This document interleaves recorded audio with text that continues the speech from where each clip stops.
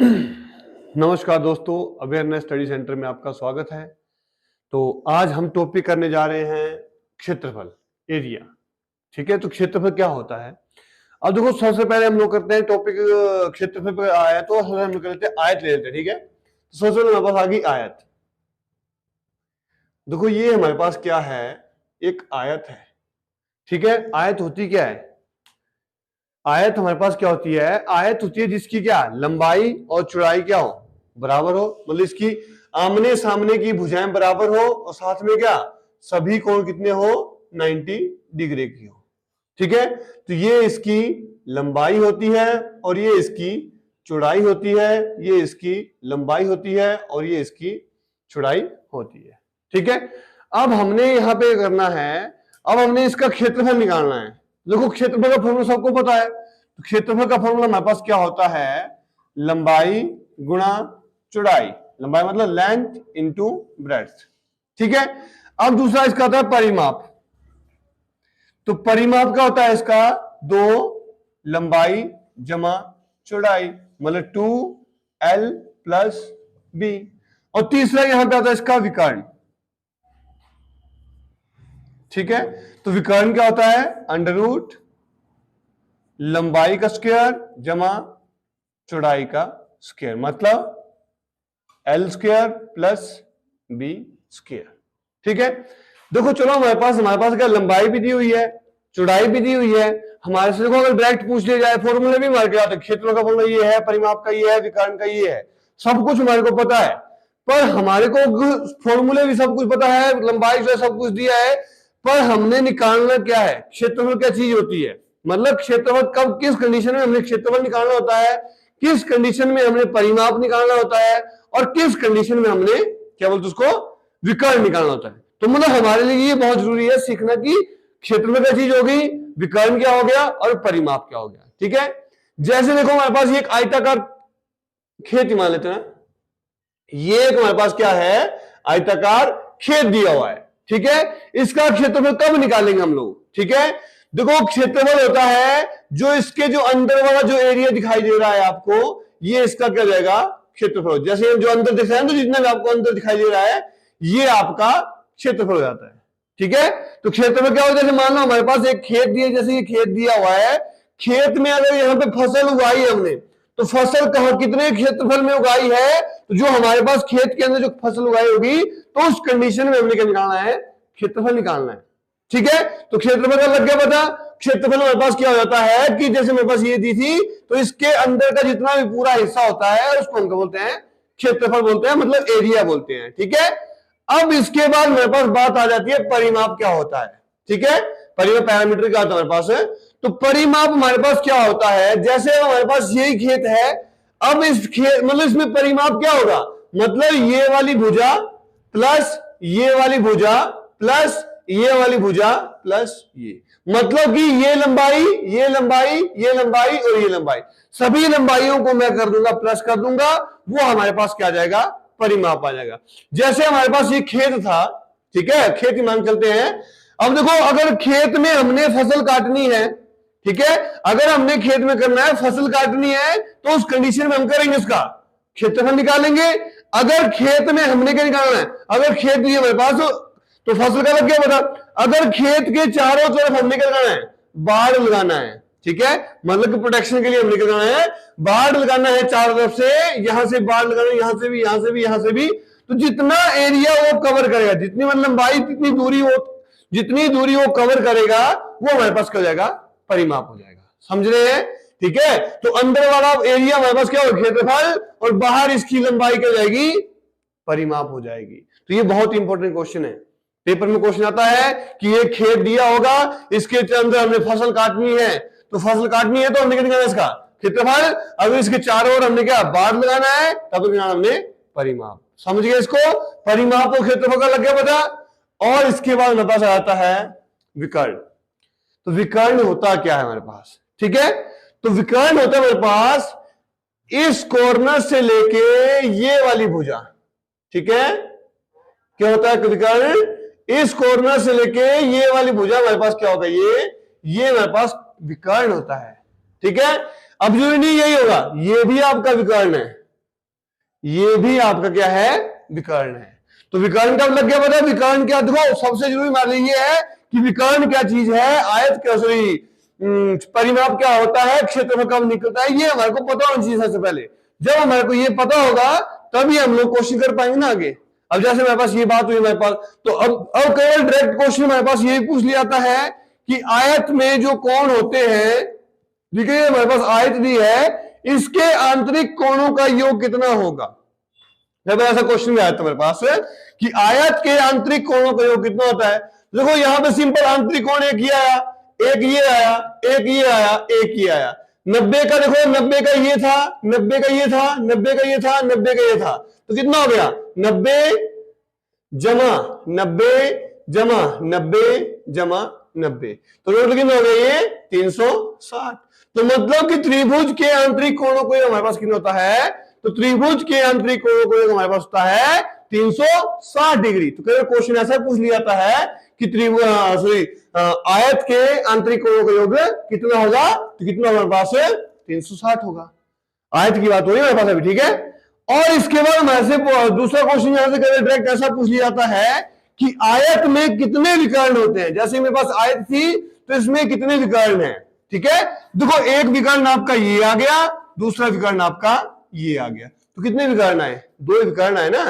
तो एक विकर्ण हमारा ये आ गया, दूसरा विकर्ण ये आ गया।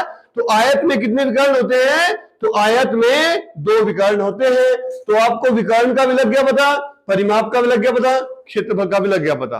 तो ये देखो बहुत जरूरी है। बाकी फ्रैक्शंस में आप लोग फॉर्मूले लिख लो इनको, ठीक है, इन तीनों फॉर्मूलों को लिख लो, ठीक है। देखो पहले हमारे पास हमने किया आयत के बारे में किया, अब हम लोग करेंगे वर्ग, वर्ग मतलब स्क्वायर, ठीक है। ये आ गया हमारे पास वर्ग, ठीक है। आयत और वर्ग में अंतर क्या होता है, ठीक है। देखो आयत होती है हमारे पास जिसकी आमने सामने की भुजाएं बराबर हो, उसको हम क्या बोलते हैं, आयत। और जिसकी सारी की सारी भुजाएं बराबर हो और सभी कोण कितने हो, 90 डिग्री के हो, सभी कोण 90 डिग्री के हो और सभी भुजाएं क्या हो, उसको हम क्या बोलेंगे, वर्ग बोलेंगे, ठीक है। तो अब यहां से हमारे पास फॉर्मूला बनता है सबसे पहले कि वर्ग का क्षेत्रफल। तो वर्ग का क्षेत्रफल बस क्या होता है, तो वो देखो इसको हम क्या बोलते हैं, यहाँ पे हम जैसे मेरे पास क्या आयत में यहां लंबाई थी, यहां चौड़ाई थी, पर इसमें साफ सब कुछ बराबर है, तो इसको हम लोग भुजा बोलते हैं, इसको हम भुजा बोलते हैं। मतलब सारी हमारे पास क्या होंगी, ये भुजा ही होगी, ठीक है। भुजा मतलब इसको हम इंग्लिश में ए बोलते हैं। ए भी भुजा की जगह हमारे पास आपको वहां पे ए भी मिल सकता है, ठीक है। भुजा की बजाय आपको वहां पे ए भी मिल सकता है। तो ये हमारे पास आ गया। तो सबसे इसका क्षेत्रफल निकालना, तो क्षेत्रफल हमारा था भुजा का स्क्वायर या ए स्क्वायर, ठीक है। अब दूसरा हमारे पास यहां पे आता है परिमाप। तो परिमाप मैंने क्या बताया अभी आपको, क्षेत्र में क्या हो गया, ये अंदर वाला एरिया इसका क्या हो टोटल सारा, ये एरिया क्षेत्रफल हो गया, जो अंदर दिख रहा है ये हमारे क्षेत्रफल। परिमाप क्या होगा, ये लंबाई, ये लंबाई, ये लंबाई, ये लंबाई, मतलब बाहर से उसकी लंबाई को प्लस कर देंगे। देखो एक भुजा यहां पे है, दूसरी यहां पे, तीसरी यहां पे, चौथी, तो मतलब हमारे पास 4 भुजा मिल रही है और भुजा सभी बराबर है। तो हमारे पास क्या जाएगा फॉर्मूला परिमाप का, 4 गुणा भुजा या 4a, 4 है, चाहे 4 गुणा भुजा लिखो, 4 गुणा ए लिखो, एक ही बात है। हमारे पास परिमाप का फॉर्मूला आ गया। अगला आ जाएगा हमारे पास विकर्ण। देखो आयत और वर्ग लगभग सेम ही है, बस आयत में क्या है, लंबाई अलग होगी, चौड़ाई अलग होगी, और वर्ग में क्या है, लंबाई चौड़ाई सेम टू सेम होगी। तो विकर्ण भी इसमें आ गया, ये विकर्ण आ गया, ये भी इसमें, बाकी सेम टू सेम कंडीशन होती है हमारे पास, ठीक है। तो विकर्ण के लिए फॉर्मूला हमारे पास होता है √2 गुणा भुजा, ठीक है। तो इसके वर्ग के विकर्ण का विकर्ण हमारे पास क्या होता है, √2 गुणा भुजा, ये इसका किसका है, विकर्ण का फॉर्मूला हमारे पास, ठीक है। और यहां से हमारे पास एक फॉर्मूला और निकल जाता है कि यदि वर्ग का विकर्ण दिया हो तो वर्ग का क्षेत्रफल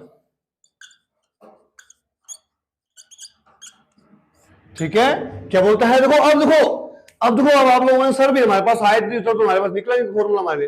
देखो आयत में क्या था, आयत में हमारे पास कोई दो भुजा दी होती है, बस दो भुजा हमारे पास दी ही होगी।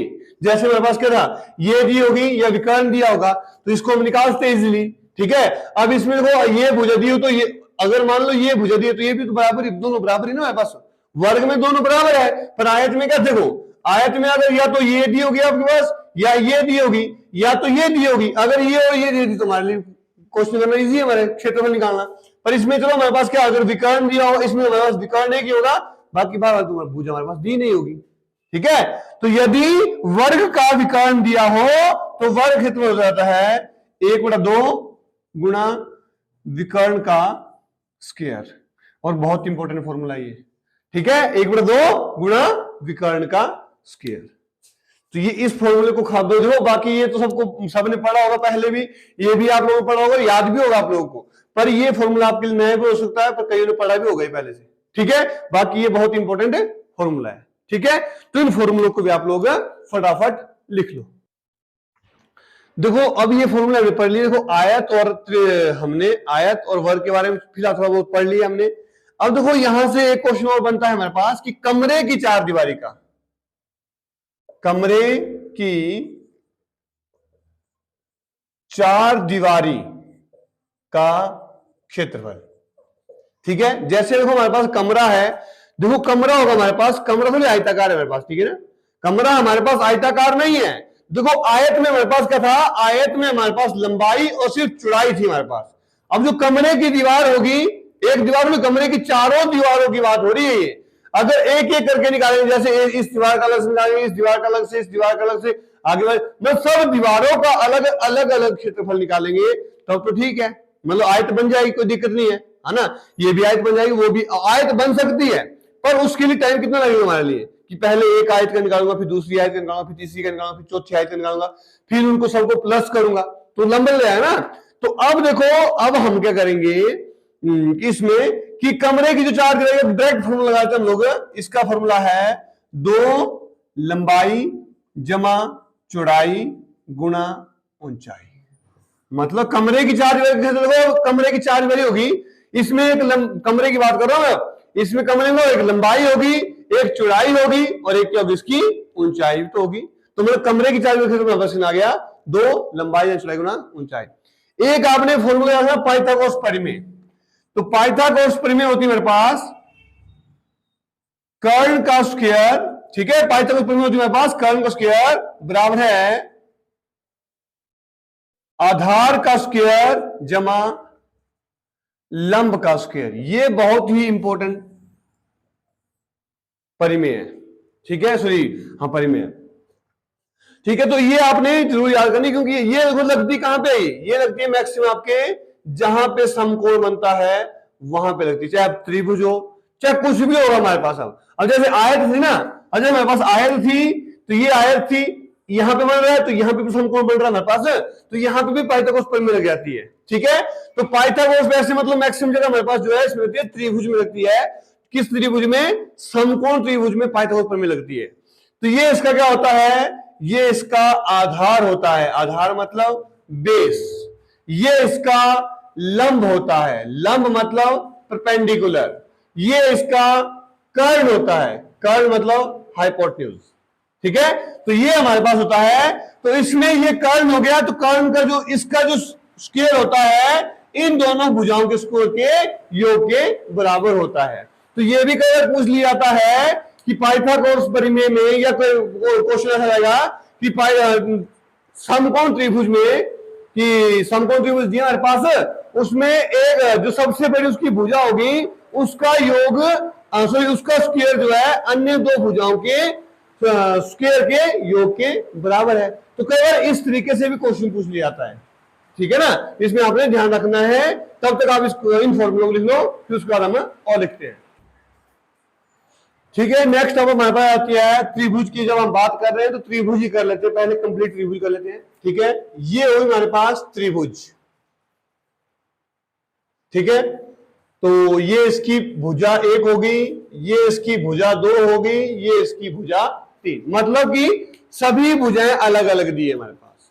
ठीक है, सेम दी तो अलग बात होती, पर यहां पे क्या है, सारी की सारी भुजाएं क्या दी है, अलग अलग दी है। ठीक है, तो इसके लिए फॉर्मूला क्या होता है, तो लिखो त्रिभुज का क्षेत्रफल। तो त्रिभुज का क्षेत्रफल हो जाएगा मेरे पास under root S minus A S minus B S minus C. समझ रहे हैं? देखो त्रिभुज का क्षेत्रफल, जब कोई भी त्रिभुज होगी, देखो इसमें ध्यान रखना, एक चीज का बहुत ध्यान रखना आपने विशेष, त्रिभुज का जो क्षेत्रफल का जो असली फॉर्मूला है, मतलब कि कोई भी त्रिभुज होगी, इस फॉर्मूले से लगभग सभी त्रिभुज का फॉर्मूला निकल जाता है, मतलब क्षेत्रफल निकल जाता है। चाहे कौन सी भी, चाहे कैसी भी त्रिभुज होगी मेरे पास, इस फॉर्मूले से सभी त्रिभुज के क्षेत्रफल निकल जाते हैं। पर इसके लिए क्या, आपको सारी भुजाएं पता होनी चाहिए, बस इसमें ये एक चीज है कि सारी भुजाएं अगर आपको पता है तो इस फॉर्मूले को लगाओ, चाहे कैसी भी त्रिभुज दी है, क्वेश्चन निकल जाएगा। ठीक है, अब दूसरा आता है इसका परिमाप। तो परिमाप का फॉर्मूला हमारा होता है, देखो मैंने कहा परिमाप चीज होती क्या है, परिमाप यही ना, ये भुजा प्लस ये भुजा प्लस ये भुजा। अब यहां पर सभी भुजा अलग अलग है, तो परिमाप क्या हो गया, परिमाप ए या बी प्लस सी, ए प्लस बी प्लस सी, इसका क्या आ गया, ये परिमाप आ गया। ठीक है, इसका विशेष जानना, दो परिमाप आप याद रखना कि परिमाप सिंपल है कि जो भी किसी भी चीज का परिमाप पूछा है, उसकी बाहर वाली बाउंड्री जो होगी, उसको उसकी दूरी याद करनी, बस कहानी खत्म, चाहे कुछ भी दिया होगा आपके पास। ठीक है, तो क्षेत्रफल आ गया, परिमाप आ गया। अब जो कई पेपर में क्वेश्चन आ जाता है कि त्रिभुज में कितने विकर्ण होते हैं, बहुत इंपॉर्टेंट क्वेश्चन है। देखो आयत में बता दिया, आयत में 2 हो गए, वर्ग में बात है तो वर्ग में भी 2 ही होंगे। ठीक है, अब पूछ लेते हैं आपसे कि त्रिभुज में कितने विकर्ण होते हैं, तो मैक्सिमम बच्चा इसमें गलत करता है कि बोलता है कि त्रिभुज में 3 विकर्ण होते हैं। तो ध्यान रखें, त्रिभुज में कोई विकर्ण नहीं होता है। ठीक है, जैसे कई सर ये तो ये इसका विकर्ण है, ये विकर्ण नहीं होता है, इसको हम लंब बोलते हैं, मतलब कि लंब गिरा है, परपेंडिकुलर बोलते हैं इसको हम लोग। ठीक है, ये विकर्ण नहीं होता है, इसका विशेष ध्यान रखें कि कभी भी त्रिभुज का विकर्ण पूछे तो त्रिभुज में विकर्ण की संख्या होती है 0, 0। तो इसका विशेष ध्यान, पेपर में पूछा गया क्वेश्चन है कि त्रिभुज में कितने विकर्ण होते हैं, तो त्रिभुज में 0 विकर्ण, कोई विकर्ण नहीं होता त्रिभुज में। ठीक है, एक लग गया पता इसके बारे में, त्रिभुज के बारे में विकर्ण कितने होते हैं, तो ध्यान रखें, इसका पेपर में पूछा गया क्वेश्चन है। और दूसरा क्वेश्चन यह आता है कि त्रिभुज के आंतरिक कोणों का योग कितना होता है। ठीक है, पहला क्वेश्चन आपका यह आ जाएगा पेपर में कि त्रिभुज में, डायरेक्ट क्वेश्चन अगर यहां से पूछ लिया जाए तो पहला क्वेश्चन यह आ गया कि त्रिभुज में कितने विकर्ण है, तो त्रिभुज में एक भी विकर्ण, 0 विकर्ण होते हैं। और दूसरा क्वेश्चन आ जाता है कि त्रिभुज के जो आंतरिक कोण होते हैं उनका योग कितना होता है। ठीक है, तो त्रिभुज में जो आंतरिक कोण होते हैं उनका योग 180 डिग्री होता है, इसका ध्यान रखें। ठीक है, ये भी पूछा गया क्वेश्चन है कि बोलता है कि त्रिभुज में जो आंतरिक कोण होते हैं, जैसे ये कोण है, ये कोण है, ये कोण है, जब इन तीनों कोणों को प्लस किया जाएगा तो इसका योग कितना आएगा, तो त्रिभुज के आंतरिक कोणों का योग होता है 180 डिग्री। आयत और वर्ग का कितना होता है 360, इसका ध्यान रखें। ठीक है ना, इसका विशेष ध्यान रखना है कि त्रिभुज, ये बहुत इंपॉर्टेंट है त्रिभुज, दरअसल त्रिभुज के क्वेश्चन बहुत बार पूछे गए हैं। तो त्रिभुज के विकर्ण कितने होते हैं 0, और त्रिभुज के आंतरिक कोणों का योग कितना होता है 180 डिग्री। तो ये थी मेरे पास ऐसी त्रिभुज जो मतलब पर्टिकुलर किसी भी फॉर्मूले के लिए। अब कुछ एक त्रिभुज हमारे पास ऐसी है, उनके अपने फॉर्मूले पर्टिकुलर बने जिससे हमारे पास तो जल्दी हो जाती है। जैसे पहला आया था हमारे पास समकोण त्रिभुज। ठीक है, सबसे पहले आ गया समकोण त्रिभुज का क्षेत्रफल। ठीक है, समकोण त्रिभुज का क्षेत्रफल।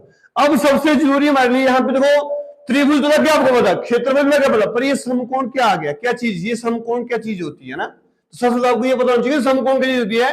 देखो समकोण होता है जब 90 डिग्री कोण बनते हैं उसको बोलते हैं, कहीं पे 90 डिग्री कोण बने ना उसको बोलते हैं समकोण। ठीक है, अब समकोण त्रिभुज मतलब जिसमें एक एंगल 90 डिग्री का होगा।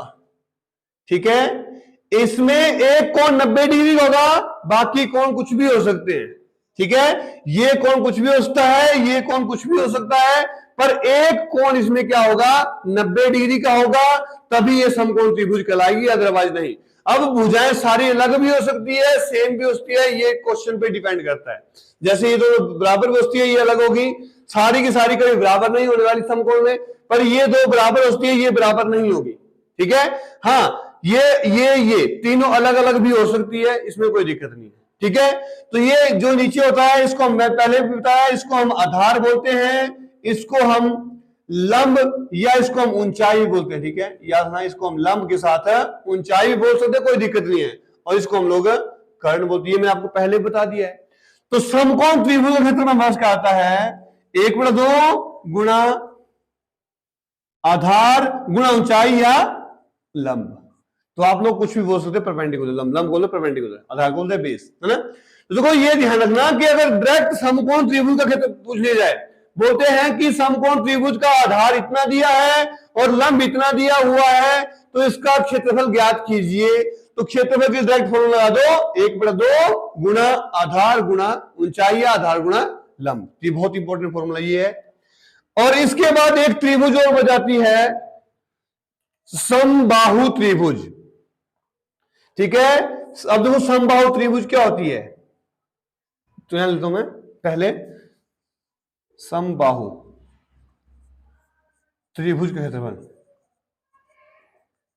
का क्षेत्रफल अब देखो समबाहु त्रिभुज का क्षेत्रफल लग गया हमारे को, समबाहु त्रिभुज का क्षेत्रफल हमने ज्ञात करना, फॉर्मूला भी बता दिया। पर देखो समबाहु त्रिभुज होती क्या है, ये सबसे इंपॉर्टेंट है, ठीक है। समकोण का आपको लग गया पता, ये दरअसल हमारे पास कौन सी थी, जिसकी कोई भी भुजा बराबर नहीं होती है, इसको हम विषम बाहु बोलते हैं, विषम बाहु त्रिभुज बोलते हैं, समझ गए। मतलब कि जिस त्रिभुज की कोई भी भुजा बराबर नहीं होगी, उसको हम विषम बाहु त्रिभुज बोलेंगे। जिस त्रिभुज में क्या एक कोण 90 डिग्री का हो, उसको हम क्या बोलेंगे, इसको हम लोग समकोण बोलते हैं, समकोण त्रिभुज। ये बस क्या, विषम बाहु त्रिभुज, ठीक है। विषम बाहु आ गई, समकोण त्रिभुज आ गई। अब बात आती है मेरे पास ये कि समबाहु त्रिभुज की। तो समबाहु त्रिभुज क्या होती है, जिसकी सारी भुजाएं बराबर होती है, ठीक है। जिस त्रिभुज की क्या है, सभी भुजाएं बराबर हो, उसको हम बोल देंगे समबाहु त्रिभुज। तो देखो इसकी ये भी भुजा होती है, ये भी भुजा होती है, ये भी भुजा, जब सारी भुजाएं बराबर है तो सभी भुजा लिखते सिंपल। अब या तो ए लिख दो, कुछ भी आप पे डिपेंड करता है। तो देखो अब इसका समबाहु त्रिभुज क्षेत्रफल होता है √3/4 गुणा भुजा स्क्वायर, ठीक है। देखो ये ध्यान रखना, ये डायरेक्ट क्वेश्चन आपको ये भी पूछ लिया जाता है कि विषम बाहु त्रिभुज क्या होती है, समकोण त्रिभुज क्या होती है।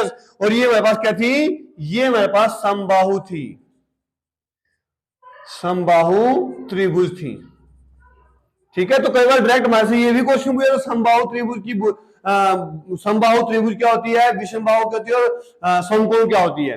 और समबाहु त्रिभुज का एक इंपॉर्टेंट क्वेश्चन ये भी है कि अगर सारी भुजाएं बराबर होंगी तो सभी कोण भी क्या होंगे, बराबर होंगे। तो कई बार क्वेश्चन ऐसा पूछ लिया जाता है कि समबाहु त्रिभुज की जो समबाहु त्रिभुज होंगे, उसके आंतरिक कोण कितने कितने डिग्री के होते हैं, तो सभी कोण 60-60 डिग्री के होते हैं समबाहु त्रिभुज में। जब भुजाएं बराबर है तो कोण भी सबके होंगे बराबर होते हैं, इसको बोलते हैं समबाहु त्रिभुज। और इसके बाद एक त्रिभुज और छूट जाती है, उसको बोलते हैं, हम लोग बोलते हैं उसको समद्विबाहु, ठीक है। जैसे ये आ गई समद्विबाहु का मतलब क्या,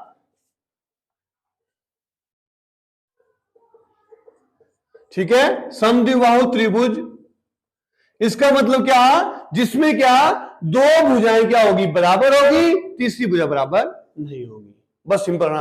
अभी जरूरी नहीं कि ये दो ही होंगी, अब ये दो भी हो सकती है। अब डिपेंड करता है कि कौन सी भुजा, मतलब कोई दो भुजाएं बराबर होगी तो समद्विबाहु त्रिभुज है, अगर तीनों भुजाएं बराबर होगी तो समबाहु त्रिभुज है, कोई भी भुजा बराबर नहीं है तो विषम बाहु त्रिभुज है, अगर एक 90 डिग्री कोण हो तो समकोण त्रिभुज है। तो 4 प्रकार की त्रिभुज बता दी मैंने आपको, ठीक है। तो इन फॉर्मूलों को आप लोग फटाफट लिख लो। इसके बाद देखो हमारे पास क्या था ये था पहले, हमने क्या कर दिया, आयत कर ली, वर्ग कर लिया, त्रिभुज कर ली। अब हम लोग करेंगे वृत्त। ठीक है, तो ये वृत्त हो गया, ये इसका क्या आ गया, ये इसका केंद्र बिंदु आ गया, ये वृत्त का केंद्र बिंदु आ गया। अगर वृत्त के केंद्र बिंदु से होके एक ऐसी भुजा गिरे जो उसके कॉर्नर को मिला दे, चाहे ये हो, चाहे फिर ये हो, चाहे फिर ये हो, तो ये इसका क्या होता है, इसको हम लोग व्यास बोलते हैं। ठीक है, ये हमारे पास क्या होता है, व्यास। पूरे इसको हम क्या बोलेंगे, पूरे इसको हम व्यास बोलते हैं। जैसे हम यहां पे बात करें तो सभी इंडिया लिखने की जरूरत नहीं हमारे को, सिंपल तो में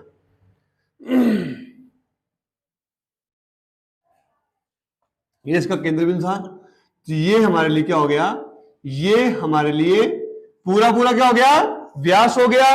अब जो ये आधा बच गया, ये जो आधा होता है, इसको जो यहां तो चाहे ये हो चाहे ये हो, जो आधा आधा होता है इसको हम बोलते हैं त्रिज्या बोलते हैं।